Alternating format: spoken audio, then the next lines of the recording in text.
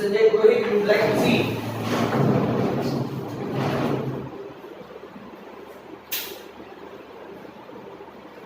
Question number 61 from MCQ chapter 6.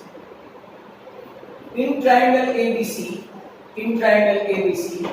AD is median, and BE intersect AD in some point G. A line through G and parallel to DE intersect AC at some point A. Line through G parallel to DE, मतलब कि ऐसा parallel to DE. तो दो median से AD and BE intersect at G मतलब centroid. A line through G and parallel to DE, मतलब कि ऐसा DE को पैरेलल बना, देखो DE को पैरेलल बना, इंटरसेक्टेड के आपको दिया है EK 1.8, आपको फाइंड करना है AC. Very good question. Look at this. अब आपके पास एक सेंट्रॉइड का 7 चैप्टर में आपको बताया था एक रिलेशन है GD upon AD equal to आपका GD है 1 और पूरा AD है 1/3. यहां पे देखो ये रिलेशन देखो. अगर आपको पता है कि यहां से ट्राइंगल ADE लेते हैं, ADE में आपका ट्राइंगल ADE में GK is parallel to DE है, GK is parallel to DE है, बराबर. तो रेशियो हम लोग कौन सा लेंगे? GD, यहां से GD, यहां से AD. तो यहां से कौन सा लेंगे? EK, और यहां से क्या लेंगे? AE. हमारे पास GD अपॉन AD का रेशियो 1/3 है, EK है 1.8, तो हमको डायरेक्टली क्या मिल जाएगा? AE मिल गया 5.4. अब उसने पूछा है AC. आप जानते हो B median, B is a median, तो E is a midpoint, तो AC is double than AE. Means आपका जो आंसर है, वेरी गुड क्वेश्चन, 10.8. ऑप्शन कौन सा रहेगा? तो ये उसका ऑप्शन है आपका, what is that? तो 10.8 ऑप्शन डी. 62 देखते हैं. Number 62. Triangle ABC correspondence PQR. ABC correspondence PQR. If you can see, ये सिमिलरिटी है. तो perimeter of ABC upon perimeter of PQR आपको दिया गया है. तो हम लोग सामने लिखेंगे AC अपॉन PR, बाकी सब तो आपको पता है BC अपॉन QR और AB अपॉन PQ, जिसकी जरूरत नहीं है. Now what is ABC perimeter? Perimeter of ABC 35. What is perimeter of PQR? Okay, 28. Do we have AC? No, we are looking for. Do we have PR? Yes, 4√10. सभी question बराबर देखना, यहां से ही आपको आएगा. 28 7 5 तो आपका आंसर AC इक्वल टू 5√10. ऐसा कोई 5√10 वाला ऑप्शन है तो वो भी again option D. Next question देखेंगे हम लोग, दैट इज नंबर 63. 63 देखो, ABC XYZ, हमको सिमिलरिटी बनाना है. ABC XYZ, जरा ध्यान से देखना. A is congruent to X dimension, B is congruent to Y dimension, and AB upon XY. A congruent to X, B congruent to Y, और बीच वाले side आपका AB अपॉन XY कितना है? 2/3. तो अगर आप लोग देखेंगे ये सिमिलरिटी हो गया, कॉरेस्पॉन्डेंस बाय AA से ही सिमिलर हो गया. कौन? क्योंकि ABC सिमिलर टू XYZ, तो रेशियो क्या रहेगा इसका? AB अपॉन XY पूछा क्या है आपको? आपको पूछा गया है AC is given, we looking for X here. This is what 2 by 3. This is what 2 by 3. And what they mention about AC? AC आपका है 7.2. और exact we don't know. तो 36 2s and 36 3s आपका आंसर 10.8 अगेन जो previously answer था यहाँ पे 10.8 exact आपका वापस कौन सा ऑप्शन है? डी। 64 देखो 64 ABC PQR XYZ ना। अब ABC सिमिलर टू QPR है, ABC सिमिलर टू QPR है एंड PQR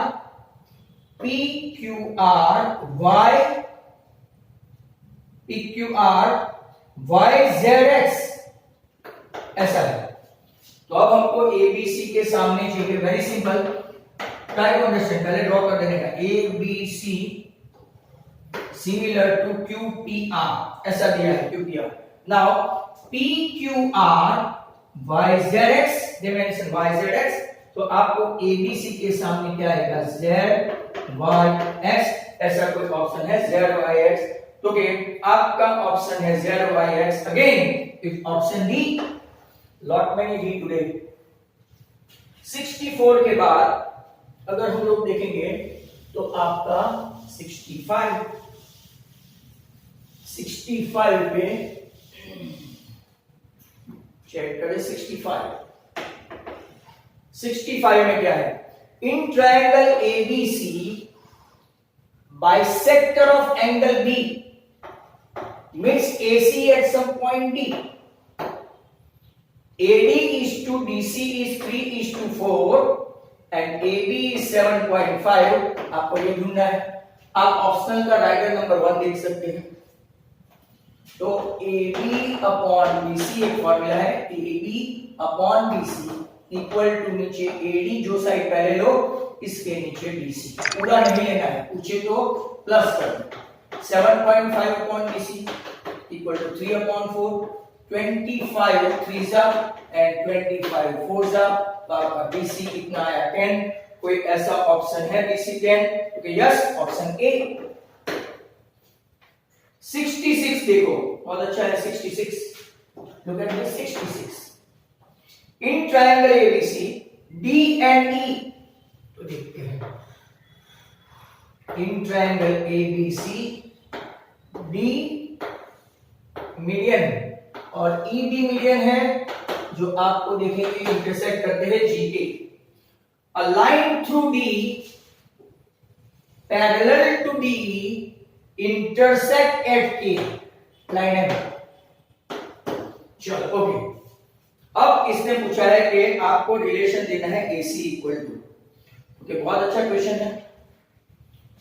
अब देखो BE मीडियन है, तो AE equal to EC equal to half AC तो हो ही गया, मीडियन है तो बराबर।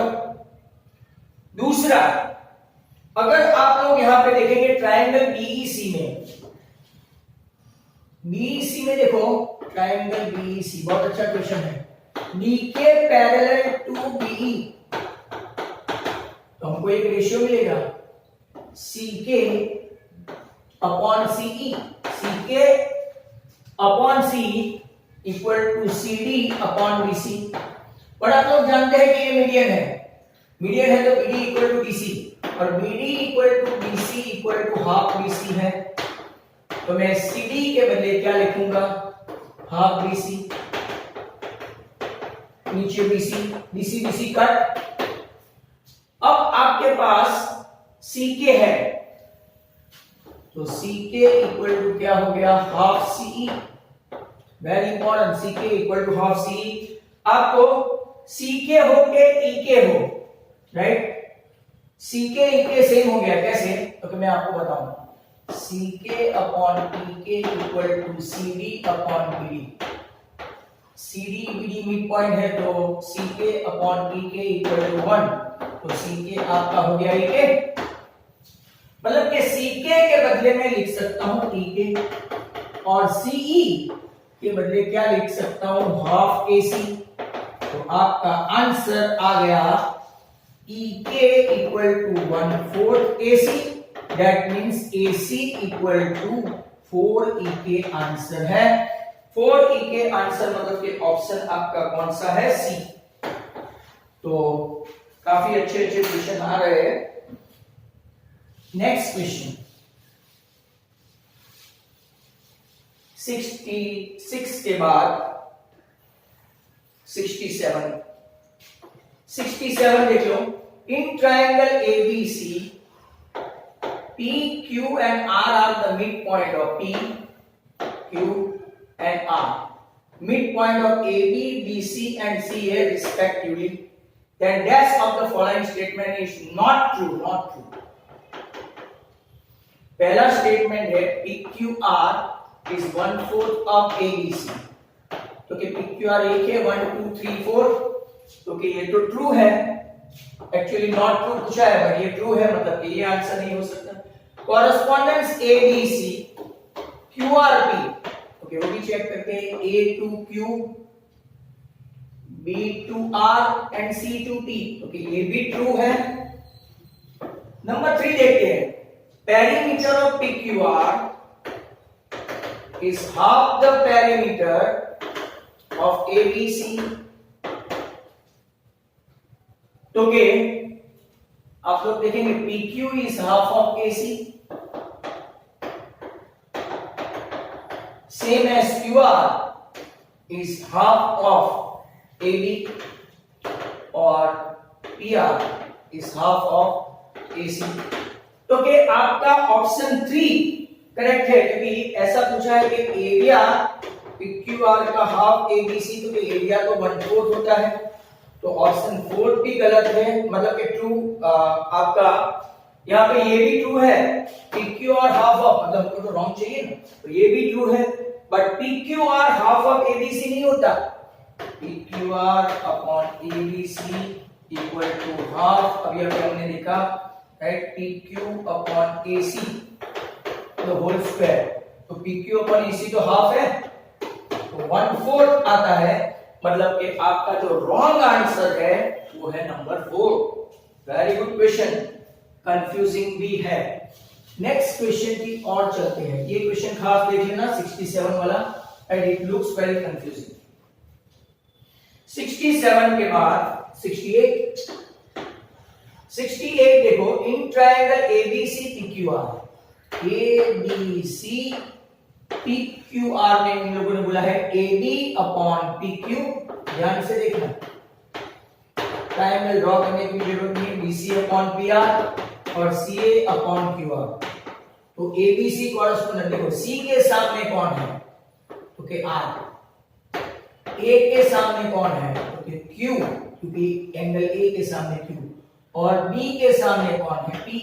अब A B C लेंगे तो वेरी सिंपल, A के सामने Q P R, तो आपका आंसर आएगा QPR। What is that QPR? तो QPR ऑप्शन है आपका B। Next question is 69। Triangle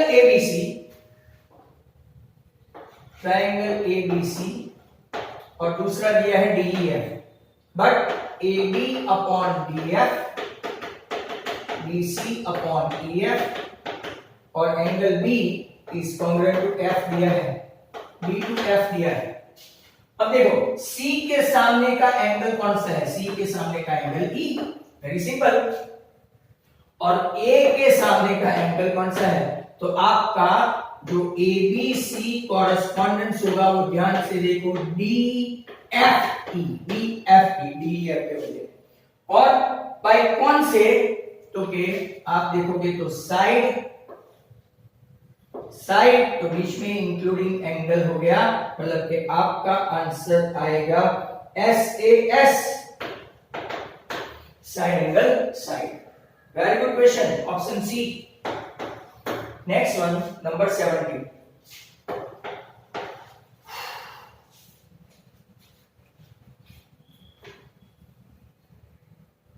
70 में अगर हम लोग देखेंगे question 7, dash is not a condition for similarity of two triangle, तो के ये सिमिलरिटी है, ट्रू है। बी, ए ऐसे नाम का कोई नहीं है, मतलब कि ये not a condition, very important question, not a condition, ये ऐसे वो सिर्फ कॉन्ग्रुएंसी में होता है, ऐसे एस होता है और ए तो एस एस एस तो होता ही है, तो कौन सा नहीं है नॉट ए कंडीशन, तो option B, very good question again, so that was 70. Now the next question. अब बचते हैं 5, कैन बी एबल टू 71। देखो